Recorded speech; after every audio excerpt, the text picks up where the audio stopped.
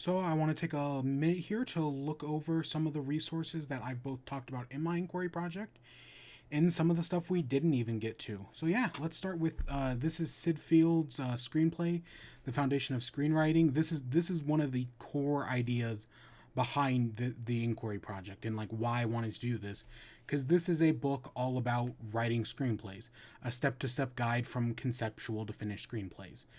And yeah, this is where I got the idea for the idea of like additional modes of telling English literature, right?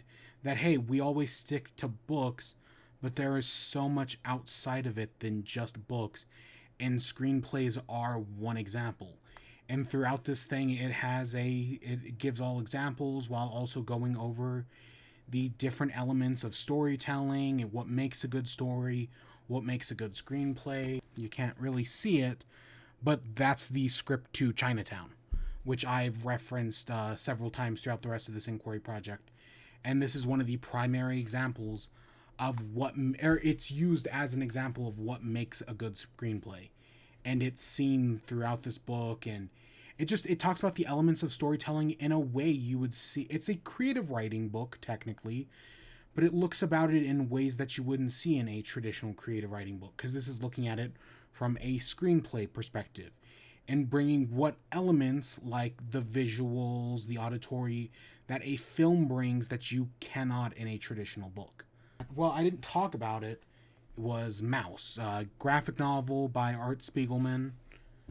And this is so a lot of my part of my inquiry has been wondering about the canon, right? Literature has its canon. What is considered canon, right? How do we work the canon? And the inquiry project has been trying to get away from that, get away, do something that's not in the canon. But this is a graphic novel about the Holocaust that is recognized as part of the canon. This has gotten the critical recognition. It has been taught in schools. This is part of the canon.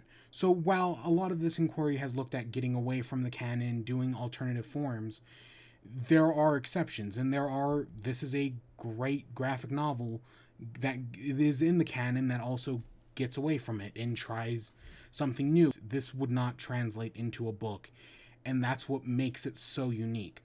That's what makes it such a special form of storytelling, and that's why I'm glad to have something like this. Video games. This is just one I could find, but The Last of Us, I mean, besides for the critical acclaim, there's a whole element of storytelling that you can only get from something like this. And one of the articles I looked at, Jennifer Shaman talked about how video games have a unique perspective that other forms of storytelling don't. That, like, when you read a book, for example, you're either reading from that character's perspective or you're reading from behind that character's perspective, third or first person. And while video games have their third and first person, and part of the inquiry project I looked at second person perspective in a different game, Driver San Francisco, what makes video games special is that they tell those first and third person narratives in second, but they do it in a unique way that puts you in the character's shoes and makes the consequences of the character yours. So the article I looked at, the Triggering Play Electronic Literature in the English Classroom, looked at Life is Strange and how that uses player's choice to make you feel like you are the character. And that when when you read a book and a character does something, you're reading the character do the thing. When you play a video game, on the other hand, you are the character. You're the one making the choice. And that's a unique experience that only video games can provide, that are a brand new way of storytelling that has not been possible in all these other mediums, and that is worth delving into. While I don't have any actual like physical representations for them, there's also, I looked into podcasts, an article about writing identity into the American experience, using podcasts to empower students, transactions with literature, by Larkin Wayand and Emma Ruiz, looked at using podcasts in the classroom, right? There was the teacher in the article, Emma, used Serial as a podcast to teach her students, which Serial is also a proclaimed podcast. It's gotten all the awards, and it tells a great story, and it's a great resource to use in a classroom.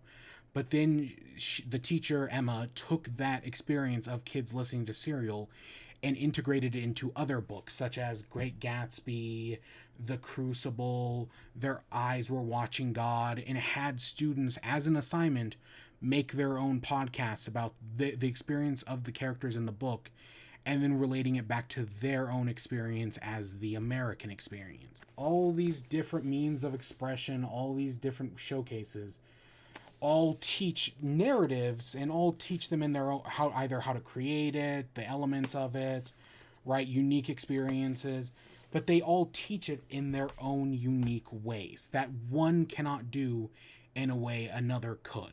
Yeah, you can teach with books, but there is so much you can get outside of books when you look at these alternative forms that you just wouldn't get otherwise.